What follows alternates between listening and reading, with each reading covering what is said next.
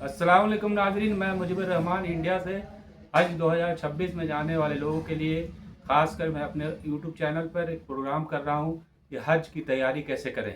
इसके लिए मैंने बिहार के नामी ग्रामी शख्सियत हजरत मौलाना अयूब निजामी कासमी साहब को इनवाइट किया है, जो हज के बारे में बताएंगे। तो आइए जानते हैं हजरत से हज क्या है।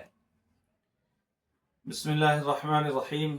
सबसे पहले तमाम सामईन नाज़रीन इस यूट्यूब चैनल पर शामिल होने वाले तमाम हजरात का मशकूर और ममनून हूँ और दुआगो हूँ कि अल्लाह ताला इस यूट्यूब चैनल को फ़ायदेमंद और सूदमंद बनाए। आपने सवाल किया है कि हज क्या है। दरअसल हज इस्लाम के 5 अरकान में से एक अहम तरीन रुकन है और हज की फ़र्ज़ियत सन 4 हिजरी में हुई और नबी करीम सल्लल्लाहु अलैहि वसल्लम ने हज फ़र्ज़ को अदा फरमाया। कुरान करीम की आयत है, अऊज़ु बिल्लाहि मिनश शैतानिर रजीम, बिस्मिल्लाहिर रहमानिर रहीम, वलिल्लाहि अलन्नासि हिज्जुल बैति मन इस्तताअ इलैहि सबीला वमन कफ़र फ़इन्नल्लाह गनिय्युन अनिल आलमीन।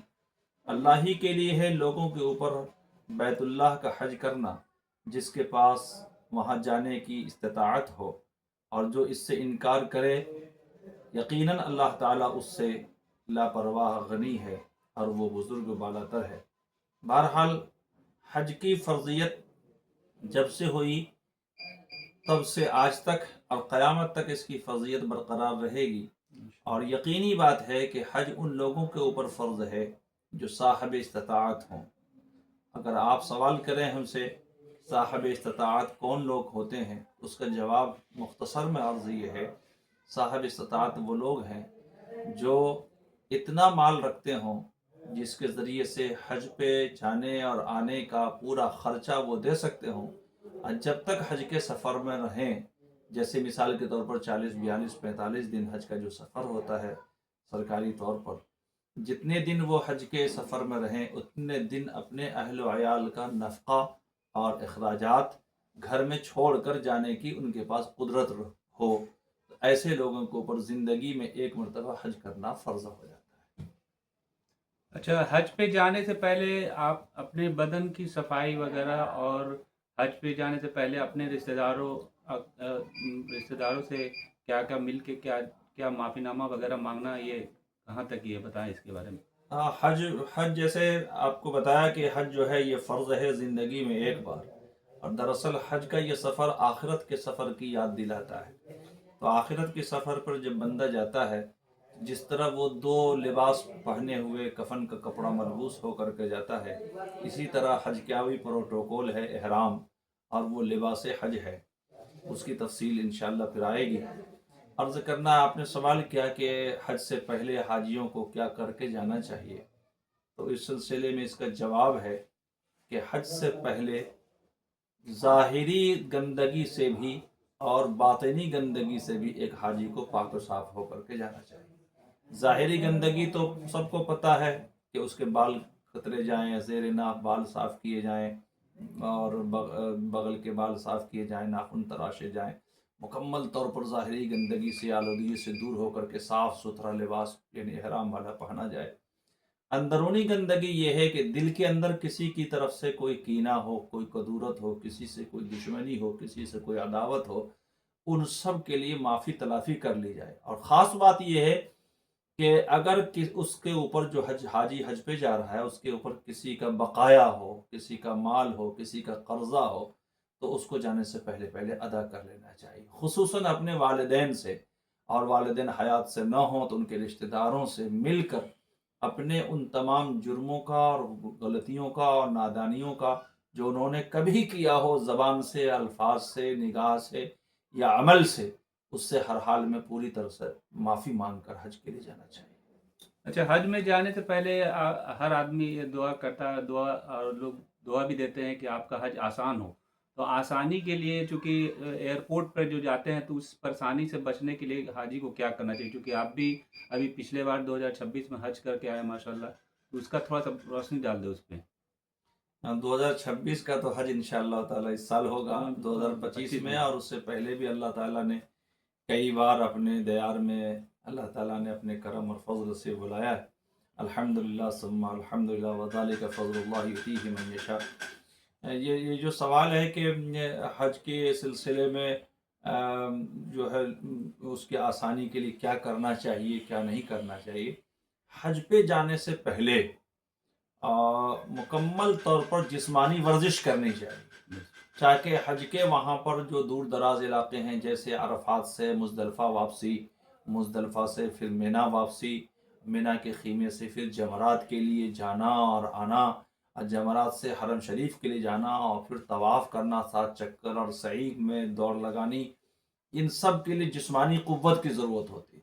اور یہ جسمانی قوت اسی وقت ہو سکتی ہے جب اس کی ورزش اور اس کا پریکٹس اور اس کی تربیت، اس کا عملی مشق اپنے یہاں ملک میں، اپنے دیار میں، اپنے خطے میں لوگ روزمرہ کریں۔ تو کم از کم صبح اور شام 2-4 کلومیٹر چلنے کی عادت بنانی چاہیے، اور جب یہ عادت بنی ہوئی رہے گی تو انشاءاللہ تعالی وہاں بھی اسی عادت کا فائدہ اٹھا کر کے وہاں بھی چلنا اس کے لیے آسان ہو جائے گا۔ اچھا، یہ احرام کیا ہوتا ہے؟ احرام 2 چادر کو کہا جاتا ہے یا احرام کسی اور احرام کے بارے میں تھوڑا سا بتا دے کیا ہے؟ احرام دراصل یہ شاہی لباس ہے، شاہی لباس یعنی خدا کے دربار میں جانے کا شاہی لباس ہے، اور اس دربار میں جانے کا یہ پروٹوکول ہے۔ اپنے بدن کے تمام سلے ہوئے کپڑے اتار کر کے اور 2 کپڑے کفن کی طرح سے ملبوس ہو کر کے مرد حضرات، اور خواتین کا تو احرام آپ کو پتہ ہے کہ وہی احرام ہے جو روزمرہ کا اس کا لباس ہے، صرف اس کا چہرہ کھلا ہوا رہتا ہے۔ تو یہ جو لباس ہے دراصل پروٹوکول اور شاہی لباس ہے اللہ کے دیار میں حدود حرم میں جانے کا۔ لیکن آپ کو بتائیں اور اچھی طرح ذہن نشی کر لیجئے کہ ان 2 کپڑوں کا ہی صرف نام احرام نہیں ہے، بلکہ احرام کئی چیزوں کے مجموعے کا نام ہے۔ تمام سلے ہوئے کپڑے اتار کر 2 کپڑوں کا لباس بنا کر کے پہن لینا، نمبر 1۔ نمبر 2 رکعت نماز پڑھنا، نمبر 3 نیت کرنا، نمبر 4 لبیک کا ترانہ تلبیہ جس کو بولتے ہیں وہ پڑھنا۔ ان سب چیزوں کے کرنے کے ساتھ ساتھ احرام کے ساتھ ایک اور چیز وابستہ ہے جس کی طرف لوگوں کی توجہ بہت کم رہتی ہے، وہ یہ ہے کہ جب احرام کی حالت میں آ گئے، یعنی نیت کر لی، ارادہ کر لیا عمرے کا یا حج کا، تو اب احرام کی پابندی شروع ہو جاتی ہے۔ تمام ممنوعات جیسے خوشبو لگانا، بال نوچنا، بدن کھجلانا، میل چھوڑانا، ناخن کاٹنا، خوشبودار چیزوں کا استعمال کرنا وغیرہ وغیرہ، سر ڈھکنا، قدم ڈھکنا وغیرہ وغیرہ، ان سب چیزوں سے بچنے کا نام دراصل احرام ہے۔ اور اگر ان چیزوں سے بچا نہ جائے اور ان چیزوں کا احتیاط نہ کیا جائے اور احرام کے مجموعے کی پابندی نہ کی جائے گی تو پھر احرام کسی کا کوئی معنی مطلب نہیں ہوگا۔ اچھا حضرت، جیسے جو حرم مکہ جائیں گے، مطلب جدہ جو اتریں گے، تو ان کو تو احرام کی چادر دلی میں ہی پہن لینا ہوگا یا جہاں امبارکمنٹ پوائنٹ ہے اس سے پہلے، لیکن مدینہ جب جو جاتے ہیں تو مدینے سے جب مکہ آئیں گے تو ان کا احرام کی چادر پہننا کہاں بہتر ہوگا، مسجد نبوی میں یا جو ان کا میقات ہے وہاں؟ دراصل مکہ معظمہ کی طرف سفر کرنے والوں کے لیے احرام باندھ کر کے جانا اپنے ایئرپورٹ سے زیادہ بہتر ہے۔ یہ الگ بات ہے کہ نیت کرنے کا انہیں اختیار ہے، یا تو وہ چاہیں تو نیت وہ جہاں جو ایئرپورٹ سے جا رہے ہیں وہیں نیت کر لیں تو یہیں سے احرام کی پابندی شروع ہو جائے گی، یا اگر چاہیں تو میقات آنے سے پہلے جدہ کے آنے سے پہلے 1 گھنٹہ تقریباً پہلے وہ میقات سے گزرتے ہیں، 1 گھنٹہ پہلے وہاں فلائٹ میں ہی وہ نیت کر لیں۔ یہ تو جدہ جانے والے اور مکہ جانے والوں کے لیے، لیکن جو صاحب مدینہ جا رہے ہیں اور مدینے سے پھر مکہ جائیں گے تو ان کے لیے سب سے بہترین طریقہ یہ ہے کہ وہ مسجد نبوی میں یا اپنے کمرے میں احرام تو باندھ لیں، لیکن آگے چند کلومیٹر کے فاصلے پر مقام ابیار علی آئے گا جس کا نام ذوالحلیفہ بھی ہے، وہ میقات ہے دراصل مدینے والوں کے لیے، مدینے کی طرف سے جانے والوں کے لیے، وہاں جا کر نیت کریں۔ تب 2 اختیار ہے۔ نمبر 1 اختیار تو یہ ہے کہ احرام کی چادر یہاں لپٹ لیں اپنے کمرے میں، مسجد نبوی میں، مسجد قباء میں، کہیں بھی جا کر کے، بلکہ مسجد قباء میں جائیں گے تو احرام پہن کر کے 2 رکعت نماز کی بھی توفیق مل جائے گی، اور مسجد قباء میں 2 رکعت نماز پڑھنے کا آپ کو پتہ ہے کہ ایک مقبول عمرے کا ثواب ہے۔ تو یا تو احرام یہاں باندھ لیں یا نیت جا کر کے میقات پر کریں جو ذوالحلیفہ اور ابیار علی ہے، یا دونوں کام وہیں کریں. احرام بھی وہاں باندھنے کا پورا مکمل انتظام ہے، غسل کا، وضو کا، پانی وغیرہ کا، احرام باندھنے کی جگہ مقرر ہے، تو وہاں احرام باندھ کے وہی نیت کر لیں اور پھر مکہ معظمہ کی طرف رواں دواں ہو جائیں. حضرت حج تو 40-42 دن یا 30 دن جو بھی ہے اتنے دنوں کا ہوتا ہے، لیکن اصل حج تو وہ 7 ذی الحجہ سے شروع ہوتا ہے، تو اس کے بارے میں بتا دیں، مینا، عرفات، مزدلفہ کے بارے میں. دراصل حج کے جو 5 ایام نہیں، اب تو تقریباً 7 ایام ہو گئے.